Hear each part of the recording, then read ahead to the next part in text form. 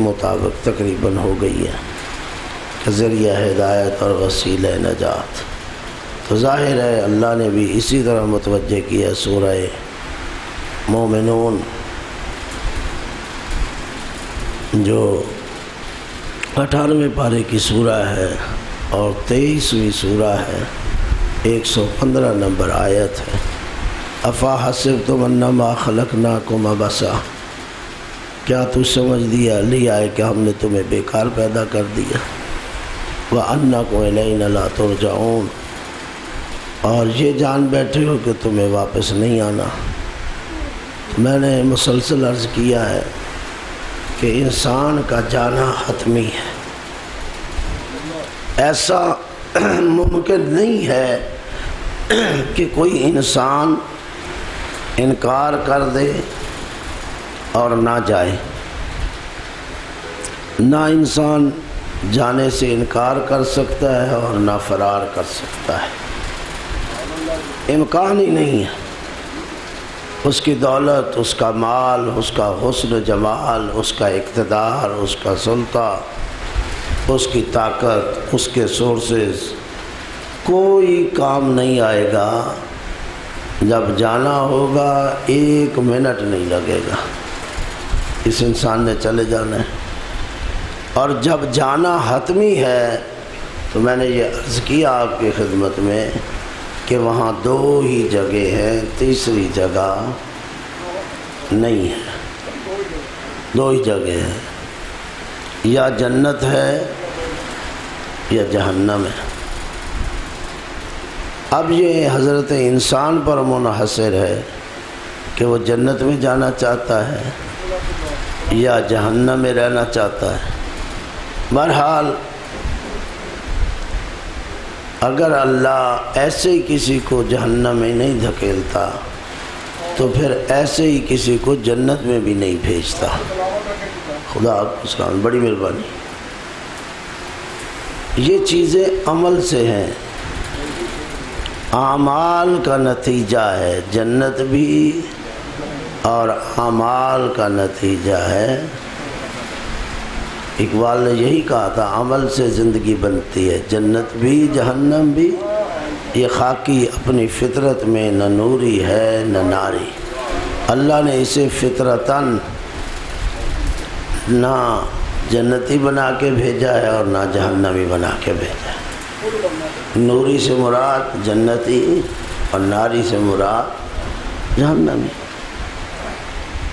اس نے خود بننا ہے.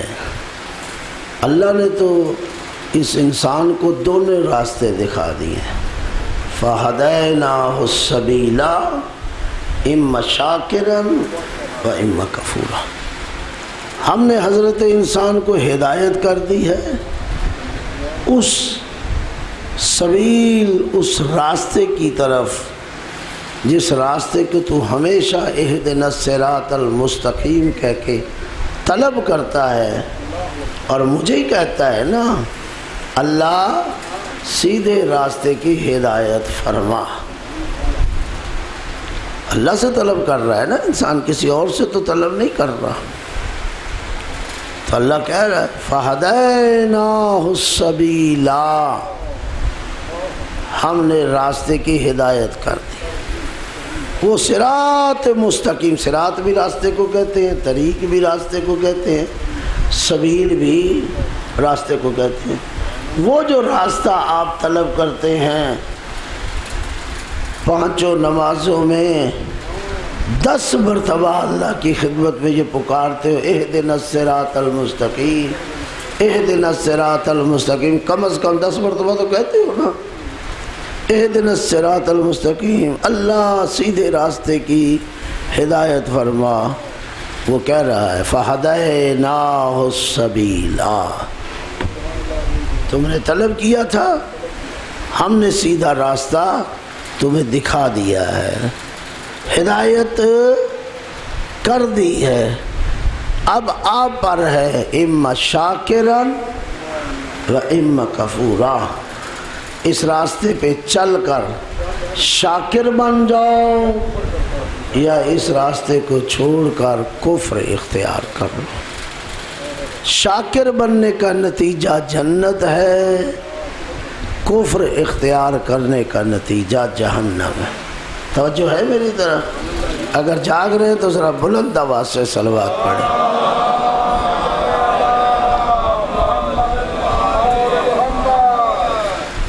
اور اللہ نے، خدا آپ کو سلام، اللہ نے ایک مقام پر تو 11 قسمیں اٹھا دی، ایک نہیں 11 قسمیں۔ کل ہماری گفتگو رہی ہے اور آج بھی ہم اپنی گفتگو کو کل والی گفتگو سے ملائیں گے، یہ ابتدائی گفتگو ہو رہی۔ 11 قسمیں اٹھائی ہیں اللہ نے، جبکہ وہ اللہ ہے جو محتاج نہیں۔ کل بات کی ہے نا ہم نے کل شد و مد سے یہ بتایا ہے کہ اللہ الصمد، مل رہی ہے نا آپ کی گفتگو، کہ وہ اللہ بے نیاز ہے، محتاج نہیں۔ تو پھر ذرا اس مطلب اور اس مفہوم کو سمجھیے کہ وہ کتنا نازک مرحلہ ہے کہ جس کے لیے محتاج نہ ہو کر ایک نہیں، 2 نہیں، 11 قسمیں اٹھا رہا ہے۔ والشمس والضحاها والقمر اذا تلاها والنهار اذا جلاها واللیل اذا یغشاها والسماء وما بناها والارض وما طاحاها والنفس وما سواها۔ یہ 11 قسمیں، یہ جو واو آ رہی ہے یہ قسم ہے، واو قسم۔ کبھی سورج کی قسم اٹھاتا ہے، کبھی چاند کی قسم اٹھاتا ہے، کبھی ستارے کی قسم اٹھاتا ہے، کبھی آسمان کی قسم اٹھاتا ہے، کبھی زمین کی قسم اٹھاتا ہے، کبھی روح کی قسم اٹھاتا ہے، کبھی اس روح کو بدن میں برابر کرنے کی قسم اٹھاتا ہے، والنفس وما سواها۔ اور یہ قسمیں اٹھا کے اب نازک مرحلے میں لاتا ہے، فَأَلْحَمَهَا فُجُورَهَا وَتَقْوَاهَا۔ وہ جو کہا تھا فَهَدَيْنَاهُ السَّبِيلَ، ہم نے راستہ دکھا لیا، اما شاکرن و اما کفورا، اب یہاں کہہ دیا فَأَلْحَمَهَا فُجُورَهَا وَتَقْوَاهَا۔ اب نبی نہ بھی آئے اس کے پاس، اب رسول فرض کرو نہ بھی پہنچے اس کے پاس، اب ظاہری حجت اس کے پاس نہ بھی آئے، فرض کرو کتاب اس تک نہیں پہنچی، ہم نے حجت باطنی کے ذریعے فَأَلْحَمَهَا فُجُورَهَا وَتَقْوَاهَا، الہامی صورت میں حجت باطنی کے ذریعے، عقل کے ذریعے، جو قاضی ہے، عقل قاضی ہے، قضاوت کرے گی، تمہیں اچھائی کا بھی بتائے گی، برائی کا بھی سمجھائے گی کہ یہ اچھائی ہے یہ برائی ہے، اس کے ذریعے ہم نے تمہیں فَأَلْحَمَهَا فُجُورَهَا وَتَقْوَاهَا، ہم نے فسق و فجور کے حوالے سے بھی بتا دیا اور تقوی کے حوالے سے بھی سمجھا دیا۔ تو اللہ نے تو اپنا فریضہ ہدایت انجام دیا یا نہیں دیا؟ دیا۔ جب اس نے ہدایت اپنے ذمہ لی تھی تو کیا اب کوئی کہہ سکتا ہے کہ اللہ نے ہدایت؟ اور یہ بھی کیجئے، دیکھیے کہ یہ بھی لطف ہے، اللہ کی مہربانی ہے کہ اس نے ہدایت اپنے ذمہ لے لی، یہ بہت بڑی مہربانی ہے۔ اگر وہ ہدایت کسی اور کے حوالے کر دیتا، بندوں پہ چھوڑ دیتا، یا ہدایت ملتی نہ یا کوئی لیتا ہی نہ۔ میں تفصیل بات میں نہیں جانا چاہتا، یا ہم بھی کم ہو گئے ہیں، اور کیونکہ جو ہماری نیچر ہے، جو ہمارا معاشرہ ہے، ہم نے تو نبیوں کا مقابلہ کر لیا ہے کہ یہ ہمارے جیسے، ہم اس جیسے، اور مقابل پہ آئے جنہیں اللہ نے ہاتھی بنا کے بھیجا۔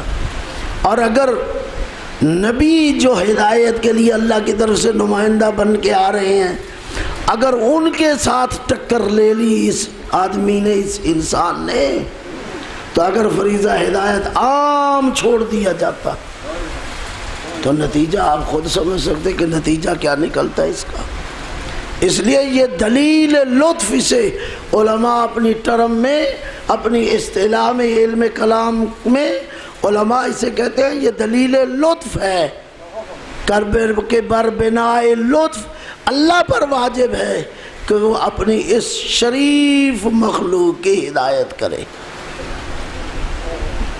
اور ہم نے بھی ہدایت طلب کر کے یہی بتایا ہے کہ اللہ ہدایت دینا تیرا کام ہے، ہدایت لینا ہمارا کام ہے۔ توجہ ہے یا نہیں؟ اگر ہمارا یہ عقیدہ نہ ہوتا تو ہم کبھی بھی اللہ کی بارگاہ میں ہاتھ اٹھا کے نہ کہتے کہ اہدنا الصراط المستقیم۔ اس کا مطلب ہے شیعہ پڑھ رہا ہے، سنی کہہ رہا ہے، دیوبندی تلاوت کر رہا ہے، اہل حدیث اس کی قرات کر رہا ہے، جو بھی مسلمان مسالک ہے جب پڑھ رہے ہیں تو ان کا پڑھنا دلیل ہے اس بات پر کہ ان کا عمل ثابت کر رہا ہے ہدایت دینا اللہ کا کام ہے۔ توجہ ہے یعنی اللہ آپ کو سلامت رکھے۔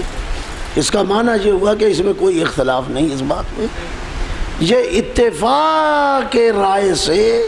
اور میں اگلی بات بڑی کر دیتا ہوں، ایک اجماع ہوتا ہے مسلک کے اندر، مذہب کے اندر۔ آپ کبھی مذہب کی کتابیں پڑھیں چاہے اپنے یا دوسرے میں، کئی جگہ آپ کو ملے گا ہمارے مذہب کا اجتماع ہے، ہمارے علماء کا اجماع ہے، ٹرم استعمال کر دینا، اجماع ہے۔ اور یہ مسئلہ طلب ہدایت اللہ سے کرنا اور ہدایت ذمہ داری اللہ کی، اس پہ ایک مذہب کے علماء کا اجماع نہیں، تمام مسالک اسلامی کا اجماع۔ بات سمجھ آئیے؟ یعنی آپ یہ نہیں کہہ سکتے کہ یہ بات شیعہ علماء، شیعہ مکتب کے علماء کا اس بات پر اجماع ہے، آپ یہ نہیں کہہ سکتے کہ دیوبندی علماء کا اس پر اجماع ہے، آپ یہ نہیں کہہ سکتے بریلوی علماء کا اجماع ہے۔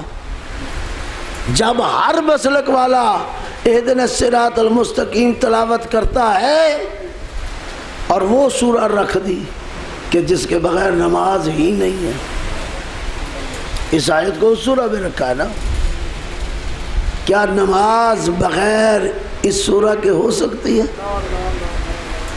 لا صلاۃ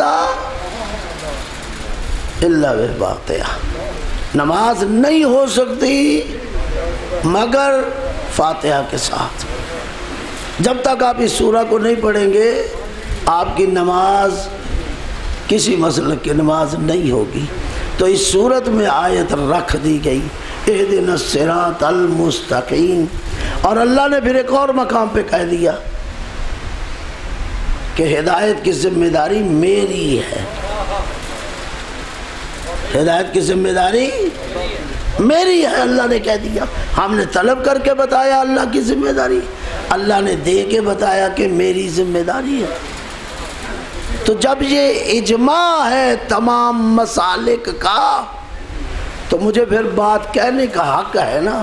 جب اجماع ہو چکا کہ ہدایت دینا اس کا کام ہے، ہادی بھیجنا اس کا کام ہے، جب ہدایت دینا اس کا کام، ہادی بھیجنا اس کا کام جب اجماع کر گیا ہے تو پھر اپنے اجماع کے خلاف چل کے ہادی بنا کیوں رہا ہے؟ نعرہ تکبیر، نعرہ رسالت، نعرہ حیدری، برائے خوشنودی محمد و آل محمد بلند تر صلوات۔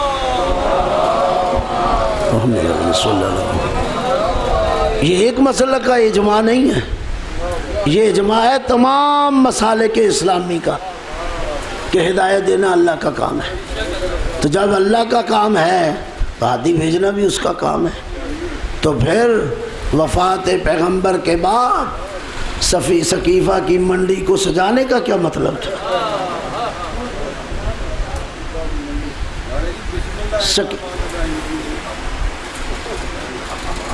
سقیفہ کو بنانے کا کیا مطلب تھا؟ کیا مطلب تھا؟ اس کا معنی یہ ہے کہ آپ اپنے اجماع کو توڑ رہے ہیں.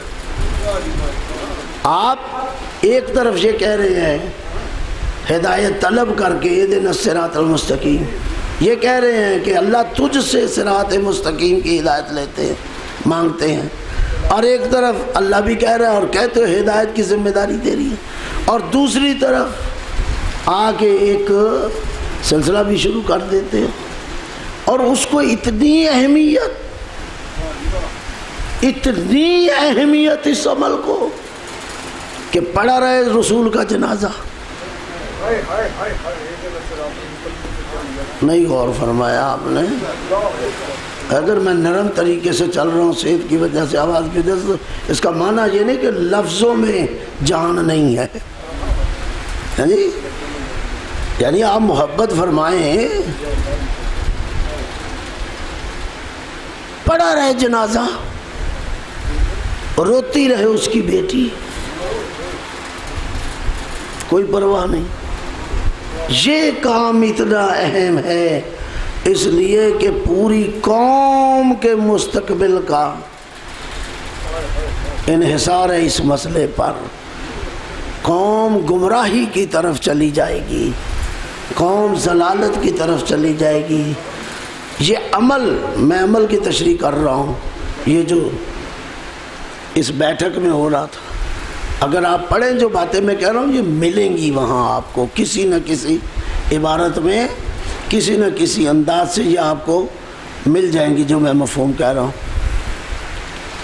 کہ اتنی اہمیت ہے پڑھا رہے جنازہ، روتی رہے بیٹی، اس لیے کہ امت مسلمہ کا مسئلہ ہے. امت گمراہی میں چلی جائے گی، امت ضلالت میں چلی جائے گی. رہنما نہیں ہے، بغیر رہنما کے گمراہی ہے، ضلالت ہے. کوئی اہمیت نہیں، کوئی بات نہیں، پڑھا رہے جنازہ. میں کہتا ہوں آپ کی بات بڑی تحمل سے سن لی ہے. امت گمراہی میں چلی جائے گی، امت ضلالت میں چلی جائے گی، امت گمراہ ہو جائے گی. ایک لمحے کے لیے اس امت کو نہیں چھوڑا جا سکتا. تو پھر مجھے سوال کرنے کا حق ہے، بڑے نرم انداز سے سوال کرنا چاہتا ہوں. اگر آپ کو یہ احساس ہے تو پھر مجھے یہ بتائیے رسول کیا لینے آئے تھے؟ غور فرمائیے گا، محبت فرمائیے گا. رسول کا آنے کا مقصد کیا تھا؟ اس کے آنے کا مقصد بھی تو یہی تھا نا کہ میں گمراہی سے نکالوں گا. یہی تھا نا. اور سورہ میں کیا کہا، آیت میں کیا کہا؟ وَالَّذِي بَعَثَ فِي الْأُمِّيِّينَ رَسُولًا مِّنْهُمْ يَتْلُو عَلَيْهِمْ آيَاتِهِ وَيُزَكِّيهِمْ وَيُعَلِّمُهُمُ الْكِتَابَ وَالْحِكْمَةَ. یہ سارے مسائل رکھ کے إِن كَانُوا مِن قَبْلُ لَفِي ضَلَالٍ مُّبِينٍ. توجہ ہے یہ؟ کیوں اس کو اٹھایا، مبعوث کیا؟ وَالَّذِي بَعَثَ فِي الْأُمِّيِّينَ، وہ جسے اللہ نے امیین میں اٹھا دیا. کس لیے اٹھایا؟ آیات کی تلاوت کرے. کیوں تلاوت کرے؟ کس لیے؟ یہ سوال تو پیدا ہوتا جائے گا. کتاب کی تعلیم دے، کیوں دے؟ نفسوں کو پاک کرے، کیوں کرے؟ حکمت کی تعلیم دے، کیوں دے؟ اس لیے کہ یہ لوگ گمراہی میں مبتلا ہو چکے ہیں. یہ سارے کام جو رسول نے کرنے ہیں اس کا مقصد اور ہدف ایک ہے، اور وہ ہے گمراہی سے نکالنا. یہی ہے نا سورہ جو میں نے پڑھی ہے، آیت جو پڑھی ہے اس میں یہی ہے نا. اگر آیات کی تلاوت ہے، اگر اسے مبعوث کیا جا رہا ہے، اگر کتاب کی تعلیم ہے، اگر حکمت کی تعلیم ہے، اگر نفسوں کا پاک کیا جانا ہے، تزکیہ نفوس ہے، تو یہ پانچوں امور کس لیے ہیں؟ تاکہ اس امت کو گمراہی میں نہ رہنے دیا جائے، یہ گمراہی سے نکل جائے. سارے کام اس لیے کیے. اب میرا پھر سوال آگے بڑھ جائے گا. اب آیا یہ گمراہی جو رسول صلی اللہ علیہ وآلہ وسلم. جو رسول نے اس امت کو جس گمراہی سے نکالنا ہے، یہ رسول کی امت جو ہے یہ فقط وہی 63 سال کے اندر پیدا ہونے والی امت ہے.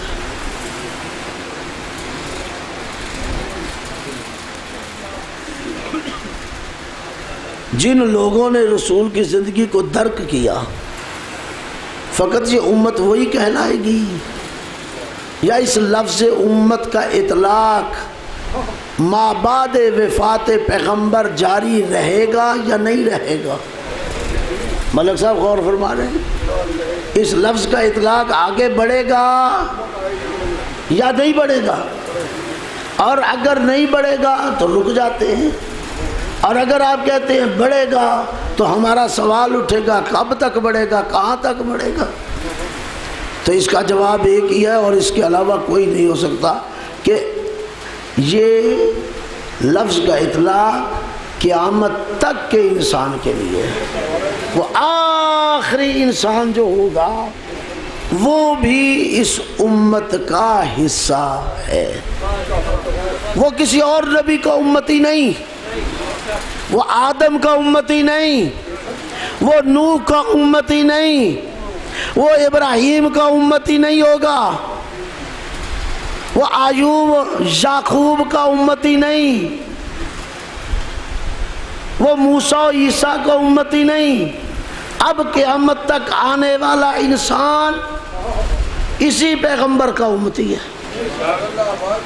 اور آپ جنگ کر رہے ہیں اب تک اس ملک پاکستان اور ہندوستان سے، اس وقت سے آپ نے جنگ شروع کی ہے اس نعرے کے ساتھ کہ ختم نبوت کی جنگ کی. ختم نبوت کا معنی یہ ہے کہ آج کے بعد کسی نبی نے نہیں آنا، اسی نبی کی نبوت کا اجرا ہے، اسی نبی کی نبوت جاری اور ساری ہے، اسی کا کلمہ قیامت تک پڑھا جاتا رہے گا. نہ قیامت تک اس کے بعد کوئی اور کلمہ آئے گا، نہ اس کتاب کے بعد کوئی کتاب آئے گی، نہ اس شریعت کے بعد کوئی شریعت آئے گی. لا نبی بعدی، میرے بعد کوئی نبی نہیں آئے گا، میری نبوت جاری رہے گی. مسلمانوں نے جنگ کر کے بتایا کہ یہی نبی کی نبوت ہے. تو جب نبی کی نبوت ہے تو پھر یہ سوال بھی ہوگا قیامت تک آنے والے انسان کو گمراہی سے نکالنے کی ذمہ داری پھر کس کی ہے؟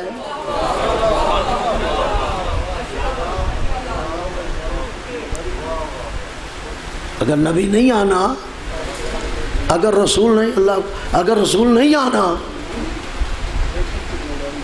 تو یہ 5 کام جو ہے اسی نبی کے چلتے آ رہے ہیں. توجہ ہے یا نہیں؟ اس کا مطلب ہے نبی چلا جائے تب بھی آیات کی تلاوت ہونی ہے، نبی چلا جائے تب بھی کتاب کی تعلیم رہنا چاہیے، بظاہر نبی چلا جائے تب بھی حکمت کی تعلیم کو جاری رہنا چاہیے، بظاہر نبی چلا جائے تب بھی کوئی ہو جو نفوس کو پاک کرنے والا ہو، چاہے بظاہر نبی چلا جائے تب بھی کوئی ایسا ہونا چاہیے جو گمراہی سے نکالنے والا ہو. تو بات سمجھ میں آئی؟ اللہ کو چاہیے یا نہیں چاہیے؟ یہ آیت بتا رہی رسول تو 63 سالہ زندگی گزار کے چلا گیا. یا یہ لڑائی چھوڑ دو، یا کہو اور کوئی نبی آئے گا، رسول آئے گا، اس کا کلمہ پڑھا جائے گا، وہ کام کرے گا. اگر نہیں آنا نبی تو اسی نبی کو جاری رہنا ہے، اسی کی نبوت اور اسی کی رسالت، پھر اسی کی ذمہ داری ہے کہ یہ امور انجام دے. اور یہ امور قیامت تک انجام دیے جائیں گے. جب قیامت تک دیے جائیں گے 63 سال کے بعد آپ تو دنیا سے جا رہے ہیں، امور چلنے قیامت تک. رسول آپ یہ کام کس کے حوالے کر کے جا رہے ہیں؟ کسی حویلی کے حوالے؟ اور فرمایا یا چھوڑ کے جا رہے ہیں؟ میری عقل تو فیصلہ نہیں کرتی. جو اتنے دقیق مسائل ہیں کہ جس پہ امت کے اکابرین اتنے حساس ہیں کہ تیرے جنازے کو چھوڑنا پڑے تو چھوڑ دیں گے، اس مرحلے کو وہ حل کریں گے. تو کیا مطلب ہے؟ رسول کو یہ علم ہی نہیں تھا.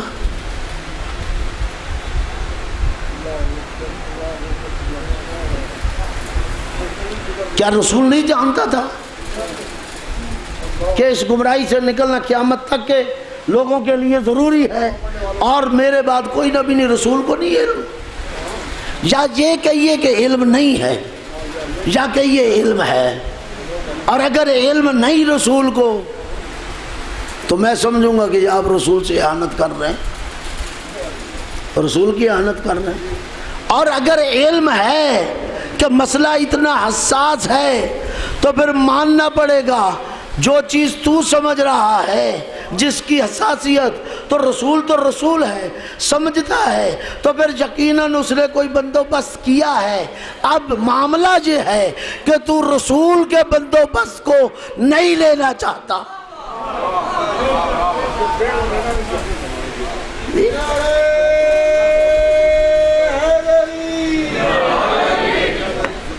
وہ بندوبست جو رسول نے کیا ہے، آیات کی تلاوت ہوگی، کتاب کی تعلیم ہوگی، حکمت کی تعلیم ہوگی، نفسوں کو پاک کیا جائے گا، گمراہی سے نکالا جائے گا۔ یہی وجہ تھی کہ اب میں وہ حدیث سناؤں گا ضرور جو آپ نے ہزاروں دفعہ سنی، سنائی، پڑھی، اور مجھ سے بھی کئی دفعہ، کہ رسول نے کہا انی تارک فیکم الثقلین کتاب اللہ و عترتی اہل بیتی ما ان تمسکتم بہما، اور جملہ وہی لے آئے، ما ان تمسکتم بہما لن تضلوا بعدی۔ اصل مسئلہ یہی تھا نا کہ گمراہی سے نکالنا، جی اللہ کو سلام، یہی تھا نا گمراہی سے نکالنا۔ تو رسول کے خود الفاظ آ گئے، خود رسول کی لفظیں موجود ہیں، یہاں مفہوم بھی نہیں، یہاں میری لفظیں نہیں، یہاں کسی رائٹر کی بات نہیں، یہاں کسی مورخ اور محدث کی بات نہیں، خود رسول کے الفاظ ہیں جو آپ کی زبان سے پاکیزہ لفظیں نکلی کہ اگر ان دونوں سے تمسک رکھا، ما ان تمسکتم بہما، جب تک ما ان، جب تک تمسکتم، جب تک تم نے تمسک کیا، جڑے رہے کس سے؟ بہما، ان دونوں سے۔ تو بتاؤ یہ دونوں کون ہیں؟ بتاؤ نا یہ دونوں کون ہیں؟ اور یہ دونوں وہی ہیں جو ابتدائی حدیث میں رسول نے بیان کر دیے کہ میں دو چیزیں چھوڑ کے جا رہا ہوں، ایک اللہ کی کتاب اور دوسری اپنی اطرت۔ تو اس کا معنی یہ ہے، رسول یہی کہہ رہے ہیں نا، جب تک آپ قرآن اور میری اطرت اہل بیت سے جڑے رہو گے لن تضلوا بعدی، میرے بعد گمراہ نہیں ہونا۔ اور میں لڑائی جھگڑے کی بات نہیں کر رہا، میں ایک انصاف چاہتا ہوں۔ رسول نے گمراہی سے نکلنے کا علاج بتایا یا نہیں؟ علاج کر کے گئے یا نہیں؟ کر کے گئے، اللہ آپ کو سلامت، کر کے گئے۔ تو جب وہ حکیم علاج دے کے جا رہا ہے، جب ذمہ داری نبھا کے جا رہا ہے، تو پھر میرا حق ہے نا کہ اس بیٹھک میں لینے کیا گئے تھے؟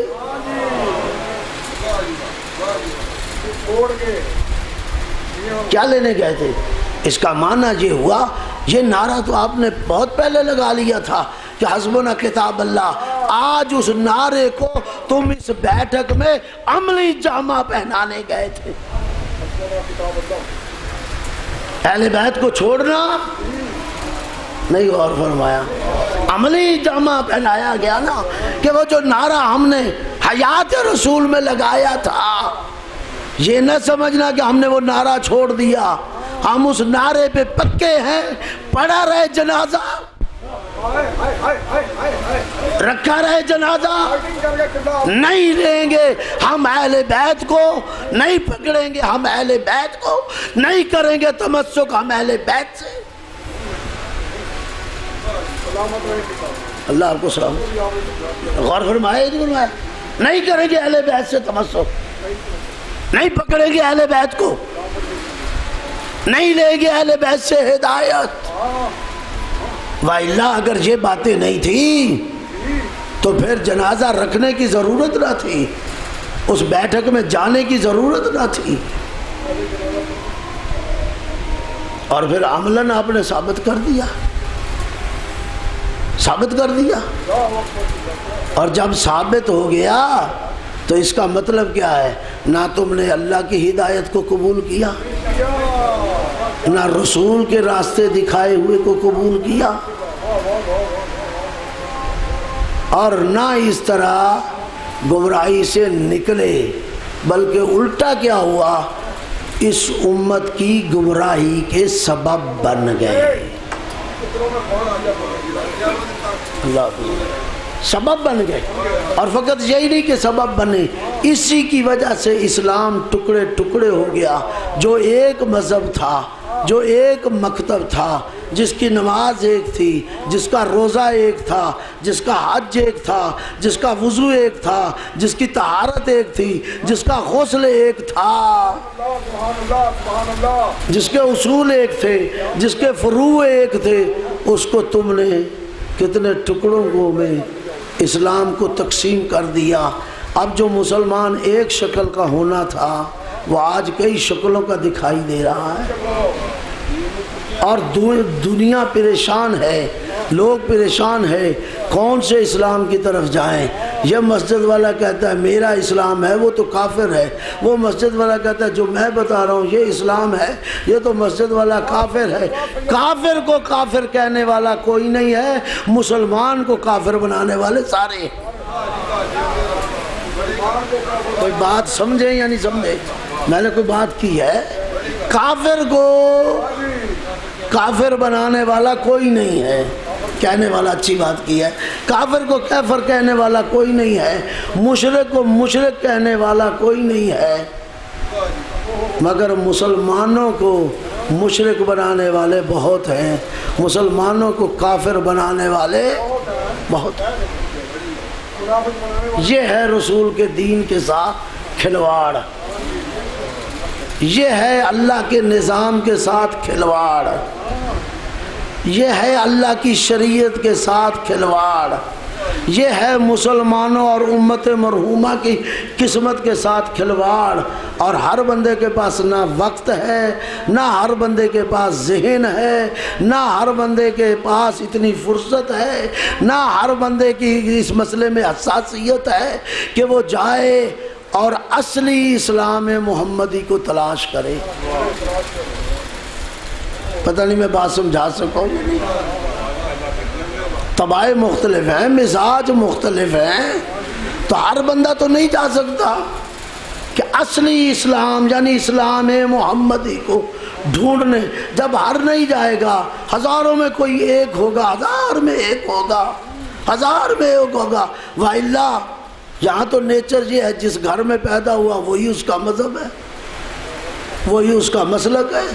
میں اس سے پہلے کئی دفعہ کہہ چکا ہوں، شیعہ گھر میں پیدا ہو گیا یہ شیعہ ہے، سنی گھر میں پیدا ہو گیا یہ سنی ہے، دیوبندی گھر میں پیدا ہو گیا یہ دیوبندی ہے، بریلوی گھر میں پیدا ہو گیا بریلوی ہے، اہل حدیث گھر میں پیدا ہو گیا اہل حدیث ہے، حتیٰ کہ مرزئی گھر میں پیدا ہوا مرزئی، ہندو گھر میں پیدا ہوا ہندو، سکھ گھر میں پیدا ہوا سکھ، عیسائی گھر میں پیدا ہوا عیسائی، دہریہ گھر میں پیدا ہوا دہریہ۔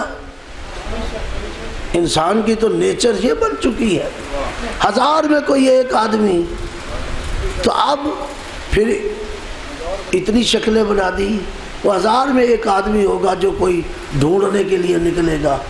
اب یہ 999 لوگ جو جہنم میں جائیں گے اس کا ذمہ دار کون ہے؟ اللہ محمد علیہ محمد صلوات۔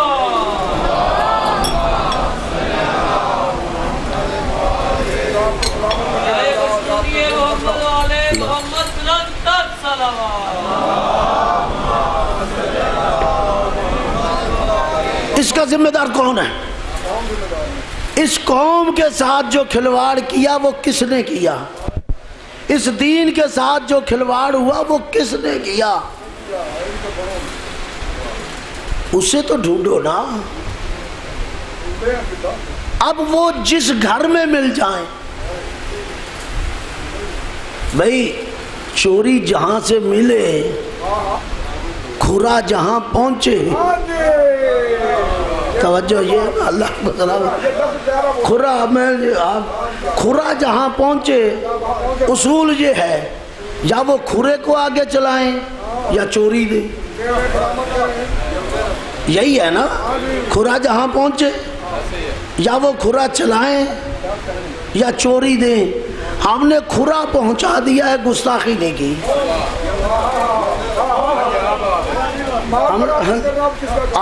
کھرا پہنچا دیا ہے ہم نے، اب اس کھرے کو آگے چلا دو یا پھر چوری دو، وہی چوری دو یا کھرا چلاؤ آگے، کھرا صلوات پڑھی پہ کہ محمد علیہ محمد۔ تو انصاف کا تقاضا تو یہ ہے نا، ہم نہ لڑ رہے ہیں، نہ گالی دے رہے ہیں، نہ فوش دے رہے ہیں، نہ سختی سے بات کر رہے ہیں، نہ درستگی سے بات کر رہے ہیں، نہ توہین کرتے ہیں، نہ اہانت کرتے ہیں، آپ کے مقدسات کا احترام کرتے ہیں، آپ کے مقدسات کو ہم چھیڑتے نہیں ہیں، آپ کا دین آپ کو سلامت، ہم نہیں کہتے کہ آپ اسلام سے باہر ہیں، ہم فتویٰ نہیں دیتے، ہم نے تو کبھی دیا نہیں، ہمارے مسلک سے یہ فتویٰ نہیں جاری ہوتا، ہم نے کبھی کسی کو مسلمان کو کافر نہیں بنایا، ہم نے کبھی مسلمان کو مشرک نہیں بنایا۔ یہ فتوے اور گھروں سے آتے ہیں جو مسلمانوں کو کافر اور مشرک بناتے ہیں، اور جرت اتنی ہو جاتی ہے کہ وہ فتوے دیتے دیتے وہ رسول کے والدین پہ بھی فتویٰ دینا شروع کر دیتے ہیں۔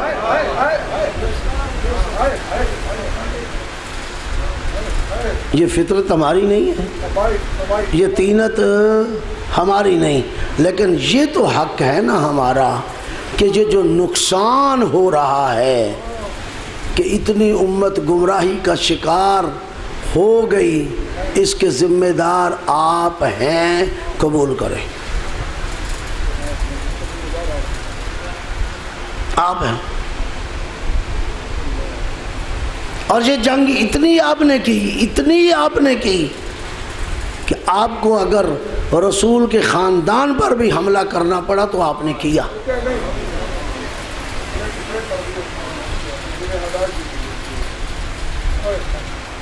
یہ تو پہلی منزل تھی نا، جنازہ چھوڑنا ظاہری طور پر، وَإِلَّا حیات میں بھی کوئی رسول کو چین نہیں لینے دیا گیا، سکون سے نہیں رہنے دیا، لیکن کم از کم مرنے کے بعد ہی دشمنی چھوڑ دی جائے، پڑھو بھی اسی کا کلمہ، امت مرحومہ بھی اسی کی وجہ سے کہلاؤ، اور جنازہ بھی اسی کا چھوڑ کے چلے جاؤ، کبھی اس کی بیٹی کو تماچے، کبھی اس کی نواسی کو تماچے،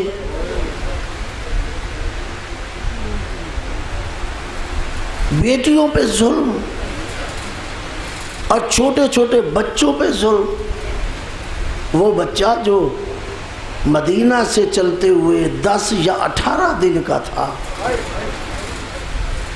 آج آپ جانتے ہیں جناب شہزادہ علی اصغر کا جھولا برآمد ہونا ہے، یہ جھولا نشانی ہے نا علی اصغر کی۔ نکن صاحب قبلہ جملہ کہتے ہیں، میں ان کا جملہ ہدیہ کرنا چاہتا ہوں کہ اصغر تو اتنا کم عمر تھا کہ لفظ برس بھی اس کی زندگی میں نہیں آتا تھا۔ کتنے برس کا بچہ ہے، کتنے برس کا یہ جوان ہے، نکن صاحب فرماتے تھے اتنا چھوٹا کہ لفظ برس بھی اس کی زندگی میں نہیں آتا، 6 مہینے کا بچہ۔ حضرت امام سجاد جو 40 سال روئے ہیں نا، روئے تو وہ سب کو یاد کر کر کے، کبھی اکبر کو، کبھی قاسم کو، کبھی بابا کو، سب کو یاد کر کے روئے۔ اگر آنے والا آ کے پوچھتا ہے مولا کب تک روئیں گے، تو کہا انصاف نہیں کیا،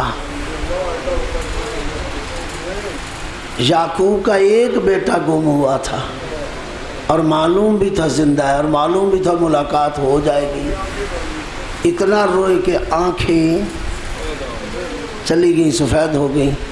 میں نے تو 18 جوان بنی ہاشم کے امام فرماتے ہیں کربلا میں دیے ہیں.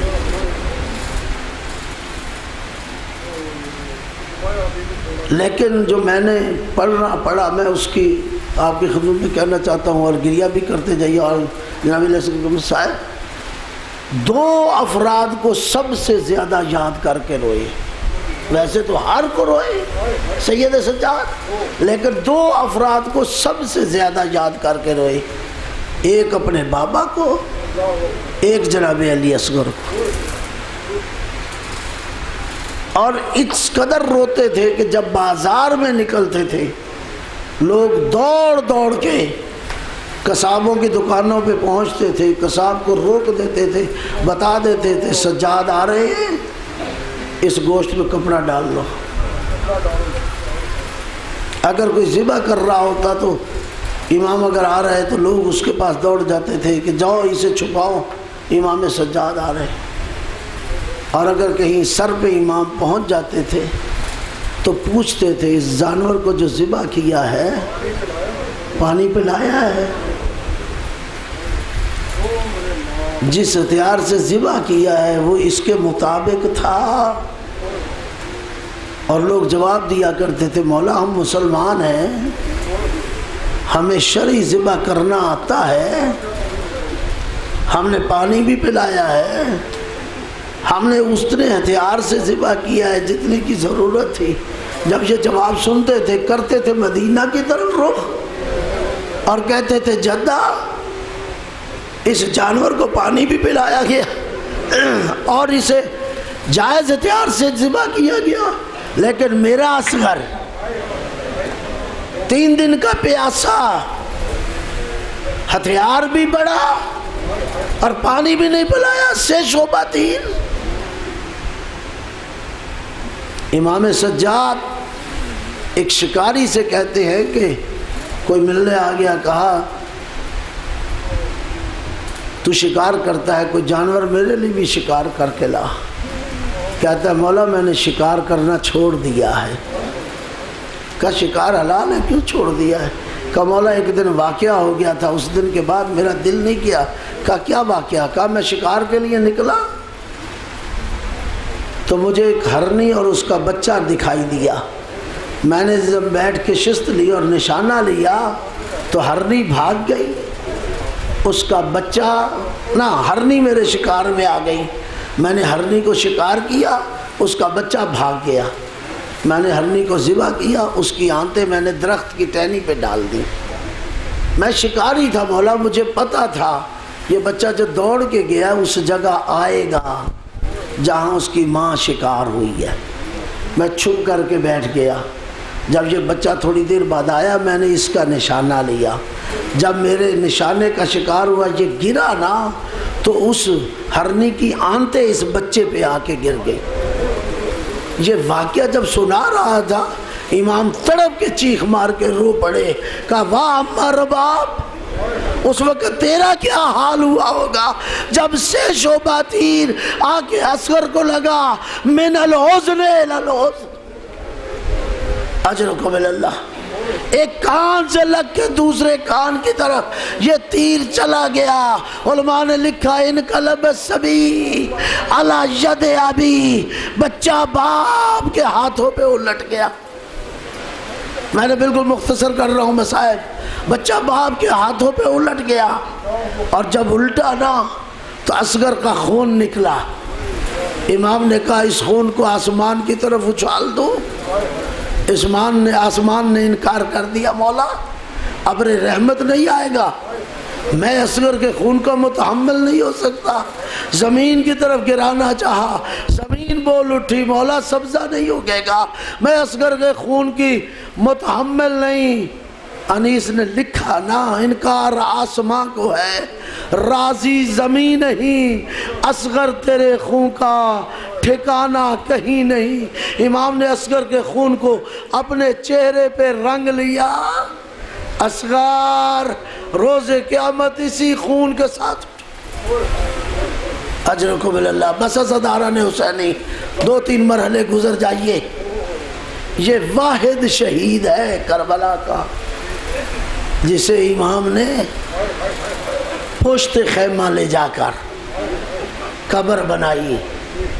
حالانکہ شریعت میں ہے کوئی باپ قبر نہ بنائے، کوئی باپ اپنے بیٹے کو دفن نہ کرے، لیکن وار حسین کی غربت بیٹے کی قبر بھی اپنے ہاتھ سے بنا رہا ہے اور دفن بھی اپنے ہاتھ سے کر رہا ہے۔ کربلا کی زمین پہ قبر بنائی اور اصغر کو لٹایا، اور لٹانے کے بعد گرم ریت تھی نا، گرم ریت کو ڈالتے گئے۔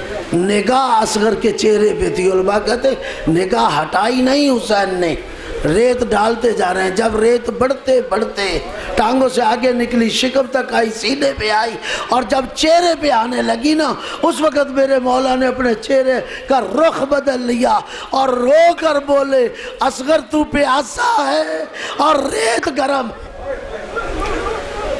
اصغر تو پیاسا ہے ریت گرم ہے۔ نشان قبر کو مٹایا، دامن کو جھاڑ کے اٹھ کھڑے ہوئے۔ لیکن میں آپ سے سوال کرتا ہوں، اصغر چھپا رہا؟ آخری میں حصے میں داخل ہو چکا ہوں، اصغر چھپا رہا؟ نہیں، چھپا نہیں رہا۔ جب لاشوں کی پامالی کا وقت آیا نا، پسر سعد نے کہا وہ حسین کا چھوٹا بیٹا اصغر جو مارا گیا تھا، اس کا لاشا کہاں ہے؟ میں نے بہت سا مصائب چھوڑ دیا وقت کی وجہ سے، کہا اس کا لاشا کہاں ہے؟ کسی نے بتایا کہ حسین پشت خیمہ کی طرف لے گئے، لگتا ہے وہاں اسے دفن کیا ہو۔ 70 نیزہ برداروں کو حکم دیا کہ جاؤ، جہاں بھی حسین نے اصغر کا لاشا چھپا کے رکھا ہے نکال کے لے آؤ۔ یہ 70 نیزہ بردار جب نکلے ہیں نا، جو سکینہ کھڑی تھی خیموں پہ، تڑپ کر رو کے کہتی ہے پھپھی اماں میرا بھائی دوبارہ مارا جا رہا ہے، بھیا سجاد میرا بھیا دوبارہ مارا جا رہا ہے۔ ان ظالموں نے زمین کربلا پر نیزے مارنا شروع کر دیے۔ جیسے ہی ایک نیزہ لگا نا نرم زمین پر، اور جب باہر نکلا تو نو کے نیزہ پہ اصغر کا لاشا تھا۔ سکینہ دیکھ کے تڑپ گئی، پھپھی اماں میرا اصغر پھر مارا گیا، میرا اصغر مارا گیا۔